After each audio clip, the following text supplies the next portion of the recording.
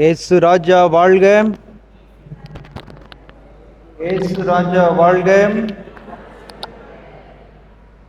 இயேசு ராஜா வாழ்க. இயேசு ராஜா வாழ்க. என் ஆண்டவர் இயேசு கிறிஸ்துவுக்குள் மிகவும் பிரியமான என் சகோதர சகோதரிகளே, நாம் எல்லோரும் தொண்டாற்றுகின்ற உலகத்திலே வாழ்ந்து கொண்டிருக்கிறோம். உலகம் தொண்டு புரிந்து கொண்டிருக்கிறது. நாம் மட்டும்தான் தொண்டு புரிய யோசிக்கிறோம் என்றல்ல, எல்லா இடங்களிலும் தொண்டு புரிகிற மக்கள் இருக்கிறார்கள். தெரியும், கிறிஸ்தவர்களாக இருக்கணும் இல்லை, கிறிஸ்தவர்கள் இல்லாதவர்கள் கூட சிறப்பான தொண்டு செய்கிறார்கள் என்று நமக்கு தெரியும். சிறப்பான தொண்டு செய்து கொண்டு இருக்கிறார்கள். குடும்பத்தில் இருக்கிறவங்க கூட உங்களுக்கு தெரியும், ஒருவர் ஒருவருக்கு தொண்டு புரிகிற அந்த மனநிலை இருக்கிறது. Praise the Lord. யாருடைய வீட்டிலலாம் இருக்கு? உங்கள் வீட்டில் வீட்டில் ஒருத்தருக்கு ஒருத்தர் தொண்டு புரிந்து கொண்டு இருக்கிற ஒரு மனநிலை இருக்கிறதா? இருக்கா? தேவையில் இருக்கிற தொண்டு என்பது என்ன என்பதுதான். ஏன்னா தொண்டு இயேசுவின் மனநிலையாகவே இருந்தது. அதனால தான் பவுலடிகள் என்ன சொல்றாரு?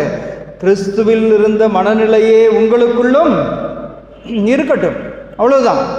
கிறிஸ்து அரசரின் மனநிலை நமக்குள்ளே இருக்கணும். கிறிஸ்து அரசரின்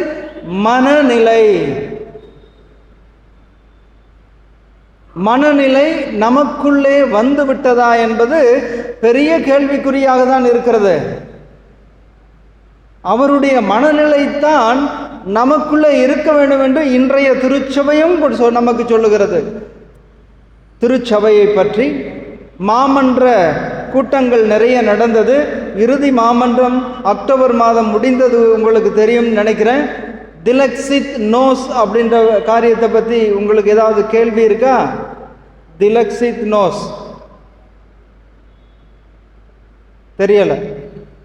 அது அக்டோபர் 24 திருத்தந்தை நமக்கு தந்த ஒரு அழகான ஒரு சுற்றுமடல் நமக்கு தான், இங்க இருக்கிற நமக்கு தான். அதுல முக்கியமானது அவருடைய மனநிலை நமக்கு இருக்கணும் அப்படின்ற ஒரு முக்கியமான கருத்தை சொல்லத்தான் திருத்தந்தை நமக்கு அந்த சுற்றுமடலை எழுதி இருக்கிறார். மாமன்றத்தில் நிறைய பேசினார்கள். பேசி கடைசியில் கிறிஸ்துவின் மனநிலை எல்லாருக்கும் இருந்தால் சரியா போயிடும். இப்போ கூட பிரச்சனைகள்லாம் நமக்குள்ளே இருக்குது அப்படின்றது நமக்கு தெரியும். பங்கில் பிரச்சனைகள் இருக்குது, குடும்பத்தில் பிரச்சனைகள் இருக்குது, நாம் பணி செய்கிற இடங்களில் பிரச்சனைகள் இருக்கிறது. தொண்டு செய்கின்ற அந்த மனநிலை, கிறிஸ்துவின் மனநிலையில் அனைவரும் இருந்தால் பிரச்சனை வராது. ஒரு சிலருக்கு இருந்து ஒரு சிலருக்கு இல்லை என்றால் அங்கு பிரச்சனை இருந்து கொண்டே தான் இருக்கும். அதனால்தான் நற்செய்தியிலே அழகாக நாம் வாசிக்க கேட்டோம். ஆண்டவர் என்ன செய்கிறார்? ஆண்டவர் ஒரு அடையாள செயலை செய்து காட்டுகின்றார். என்னது அடையாள செயல்? சீடர்களுடைய திருத்தூதர்களுடைய பாதங்களை கழுவுகிறார். இது ஒரு பெரிய வேலை, சாதாரண வேலை இல்லை. கரம் தட்டி ஆண்டவரை மகிமைப்படுத்துங்க.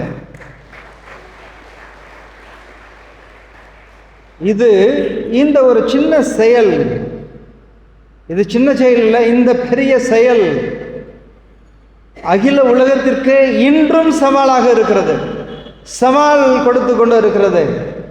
அப்படிப்பட்ட ஒரு மனநிலை, மற்றவர்களுடைய தேவைகளை பூர்த்தி செய்கிற ஒரு மனநிலை, மற்றவர்களுடைய தேவைகளை உணர்ந்து பூர்த்தி செய்கிற மனநிலை யாருக்கு உண்டு? எல்லாம் வியாபார மனநிலைக்குள்ளே வந்து விட்டார்கள். அது நமக்கு தெரிகிறது. எங்கு போனாலும் ஒரு வியாபார மனநிலை. நான் இதை கொடுத்தா நீ என்ன கொடுப்ப? ஆண்டவருடைய வந்து வியாபாரம் பேசுறது. கிறிஸ்து அரசருடன் நான் இதை செஞ்சா நீ என்ன செய்வ?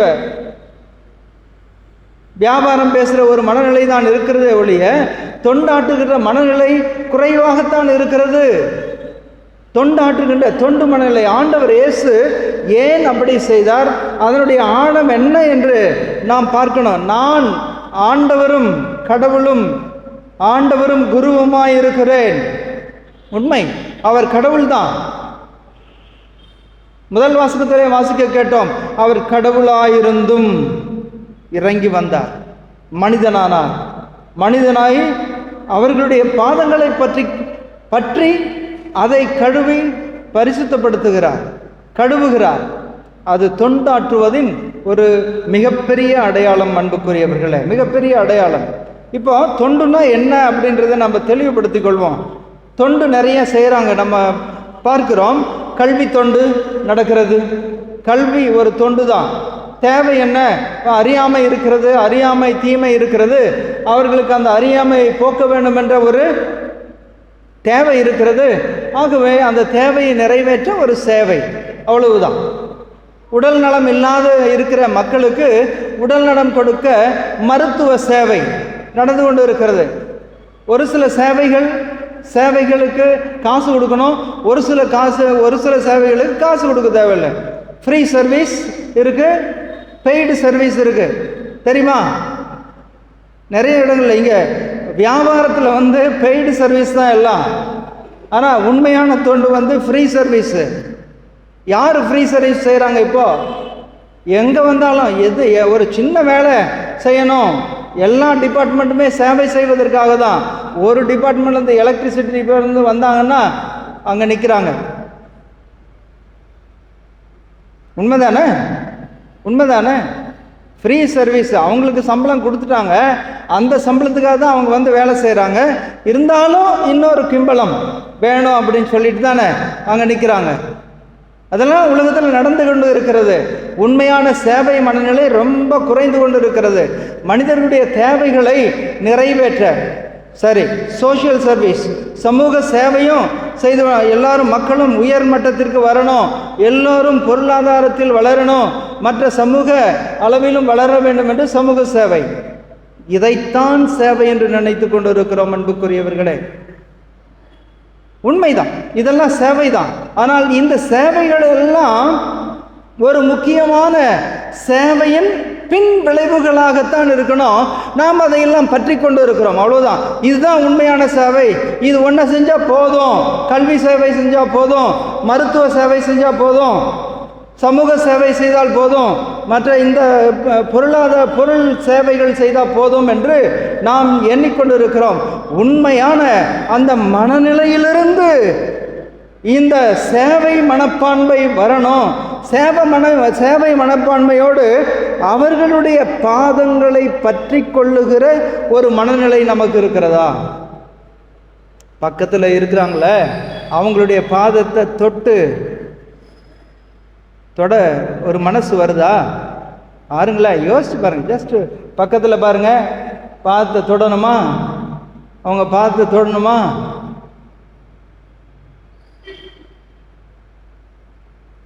மரியாதை நிமித்தம் வட இந்தியாவில் மற்ற நான் இருந்தேன் 10 ஆண்டுகள்.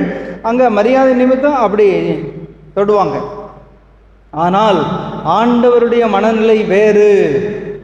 மரியாதைக்கு மட்டுமல்ல, இந்த பாதங்கள் தேவை, இந்த பாதங்கள் எனக்கு தேவை, இந்த பாதங்கள் என்னுடைய பணிக்கு தேவை, நான் கொண்டு வந்த பணிக்கு தேவை என்று ஆண்டவர் அந்த பாதங்களை, சீடருடைய பாதங்களை கழுவுகிறார். பெரிய வியாழக்கிழமை அதை செய்கிறோம். ஒவ்வொருத்தரையும் ஆண்டவர் கழுவுகிறார்.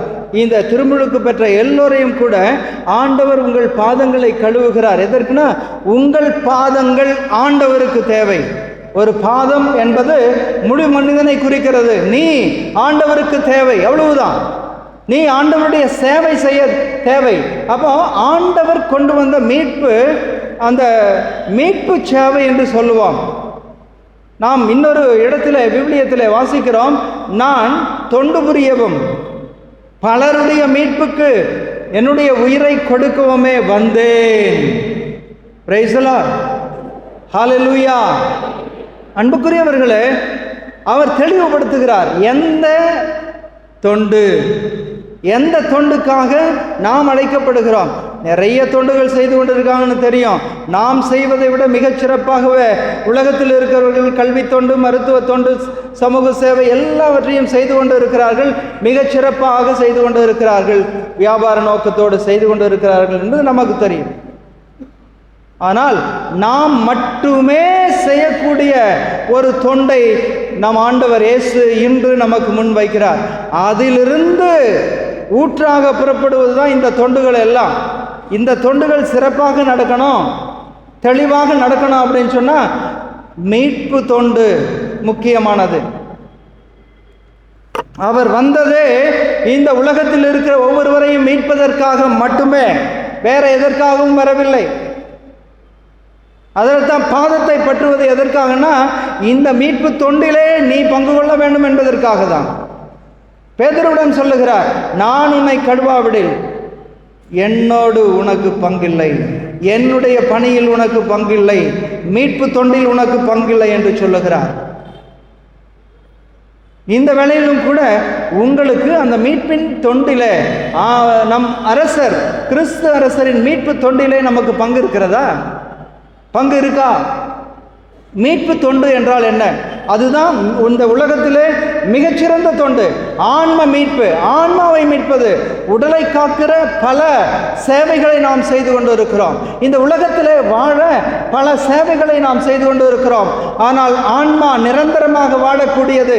இந்த மாதம் கூட நாம் இறந்து போன ஆன்மாக்களுக்காக ஜெபிக்கிறோமே, அவர்கள் எல்லோரும் நிலையான வாழ்வுக்குள்ளே வர வேண்டும் என்றல்லவா ஜெபிக்கிறோம். நாம் நிலையானவர்கள், நம்முடைய ஆன்மா நிலையானது, நாம் நிலையானவர்கள். அப்போ அந்த நிலையான வாழ்வுக்குள்ளே நுழைவதுதான் மீட்பு. அந்த வழியை காட்டுவதுதான் மீட்பு தொண்டு. அந்த அனுபவத்தை கொடுப்பது, மீட்பு அனுபவத்தை கொடுப்பதுதான் மீட்பு தொண்டு. தெரியாது எனக்கு, இங்க இருக்கிற எத்தனை பேர் மீட்பு தொண்டிலே பங்கு பெறுகிறோம்? ஆண்டவருடைய மீட்பு தொண்டிலே பங்கு பெறுகிறோம். அதுதான் மிகச்சிறந்த ஒரு தொண்டு. கிறிஸ்தவர்கள் மட்டுமே செய்யக்கூடிய ஒரு தொண்டு. வேற யாரும் அதை செய்ய முடியாது. ஆன்மாவை மீட்கிற ஒரு தொண்டு. ஆன்மாவை பாவங்களிலிருந்தும் தீமைகளிலிருந்தும் கொடுமைகளிலிருந்தும் அந்த ஆன்மாவை மீட்டுக் கொள்ளுகிற ஒரு அற்புதமான ஒரு சேவை இருக்கிறது என்றால் மீட்பு சேவை. அது உலகத்திற்கு மிகவும் மிகவும் தேவையாக இருக்கிறது. அதை நம்முடைய கிறிஸ்துவ மக்கள் மறந்தே போயிருக்கிறார்கள், மறந்து போய்விட்டார்கள். நாம் அவர்களுடைய ஆன்மாவை மீட்க வேண்டும் என்று மறந்து போய்விட்டார்கள். சாப்பாடு போடுறாங்க, துணிமணி கொடுக்குறாங்க, சேவைகள் செய்வது தவறு அல்ல, செய்ய வேண்டும். ஆனால் நாம் செய்ய வேண்டிய முக்கியமான ஒன்றை நாம் மறந்து போயிருக்கிறோம் என்பதை நாம் மனதில் இருத்த வேண்டும். நாம் அழைக்கப்பட்டிருப்பது, திருமுழுக்கிலே ஆண்டவர் நம்மை அழைத்தது இந்த உலகத்திற்கு மீட்பை கொடுப்பதற்காக, நாம் சந்திக்கிற ஆன்மாக்களுக்கு மீட்பின் பாதையை காட்டுவதற்காக. அதுதான் நம்முடைய அரசரின் மனநிலையாக இருந்தது. நம்முடைய மனநிலை என்ன? யோசனை பண்ணி பாருங்க. மீட்பு அனுபவத்துக்குள்ளே வந்தவர்கள் கூட திடமாய் தைரியமாய் அந்த அனுபவங்களை மற்றவர்களுக்கு சொல்லி ஒரு ஆன்ம வழிகாட்டுதல் கொடுக்கிறவர்கள் எத்தனை பேராக இருக்கிறோம்? எத்தனை பேர் இருக்கிறோம்? இங்கே 500 1000 பேர் இங்கே இருக்கிறோம். ஆனால் என்ன செய்யறோம்? என்ன செய்யணும்? கிறிஸ்து அரசரை கொண்டாடினால் போதுமா? கிறிஸ்து அரசர் அவருடைய மனநிலை நமக்குள்ளே இல்லாவிட்டால், அவருடைய மீட்பு தொண்டில் நமக்கு பங்கு இல்லாவிட்டால் எல்லாம் வீணிலும் வீண், வீணிலும் வீண். சும்மா ஏதோ கடமைக்காக செய்கிறோம், ஏதோ செய்ய வேண்டும் என்பதற்காக செய்கிறோம். திருவிழா வந்துருச்சு, கொண்டாடிட்டு போயிட்டே இருக்கிறோம், அவ்வளோதான். ஆனால் ரொம்ப ஆழமாக யோசிக்க வேண்டிய காரியம், நாம் மீட்பு செயலில், மீட்பு தொண்டில் பங்கு பெறுகிறோம். அந்த தொண்டு தான் மனிதர்கள் எதிர்பார்த்து கொண்டு இருக்கிறார்கள். மனிதர்களுக்கு தேவையாக இருக்கிறது, மனிதர்களுக்கு தேவையாக இருக்கிறது. பாவத்திலே உழண்டு கொண்டு இருக்கிறார்கள். அந்த மனிதர்களுடைய தேவை, அவர்கள் அந்த பாவ கரைகளிலிருந்து மீட்கப்பட வேண்டும். யார் மீட்பா? இந்த ராஜா தான். இந்த அரசரை நீங்கள் அறிமுகப்படுத்தினா போதுமானது. இந்த அரசரிடம் அவர்களை கொண்டு வந்தால் போதுமானது. அதை நாம் செய்கிறோமா என்பதுதான் கேள்வி. எத்தனை பேர் அதில் ஈடுபடுகிறோம்? அன்புக்குரியவர்களே, இதில் இன்னும் வளர வேண்டும், இதில் இன்னும் ஆளப்பட வேண்டும் என்றால் ஆண்டவர் உங்களுக்கு அற்புதமான உதவியை கூட உங்களுக்கு அருகாமையில் வைத்திருக்கிறார். எம்மாவுஸ் ஆன்மீக மையம், அதில் பயிற்சிகள் நடக்கிறது, அதில் தியானங்கள் நடக்கிறது. இயேசுவிடம் மக்களை எப்படி கூட்டி வருவது, இயேசுவின் வழியாக மக்களை மீட்டெடுப்பது எப்படி என்றெல்லாம் கற்றுக்கொள்ள உங்களுக்கு கொடுத்து வைத்திருக்கிறது. அதை பயன்படுத்தி கொள்கிறோமா? நாமும் மீட்பின் ஆழங்களுக்குள்ளே போக வேண்டும். மக்களையும் மீட்பு தொண்டாற்றி மீட்புக்கு சான்று பகர்ந்து மீட்புக்குள்ளே அவர்களை ஆன்மீக ரீதியில் அவர்களை வழிநடத்த வேண்டுமே. அது மிக மிக அவசியமான காரியமாய் தெரிகிறது. இந்த நூற்றாண்டில் அது மிக அவசியமாக இருக்கிறது. அன்புக்குரியவர்களே, இதில் நாம் இறங்காவிட்டால், நாம் இந்த தொண்டை செய்யாவிட்டால் இயேசு அரசருக்கும் நமக்கும் ஒரு சம்பந்தமும் இல்லை, தொடர்பு இல்லை, அவ்வளவுதான். இந்த திருப்பலியிலே ஆண்டவர் எதற்காக நமக்குள்ளே வருகிறார்? இந்த இறைவார்த்தை வழியாகவும் நற்கருணை வழியாகவும் எதற்கு வருகிறார்? நமக்கும் அந்த தொண்டை செய்வதற்காக, உங்கள் ஒவ்வொருவருக்கும் அந்த மீட்பு தொண்டை கொடுப்பதற்காக, உங்களை மீட்டெடுப்பதற்காக தான் ஆண்டவர் இயேசு அரசர், கிறிஸ்து அரசர் நமக்குள்ளே இந்த திருப்பலியிலே வருகிறார். இப்படி வருகிற நம் ஆண்டவர் நம் பாதங்களை பற்றி கொள்ளுகிறார்.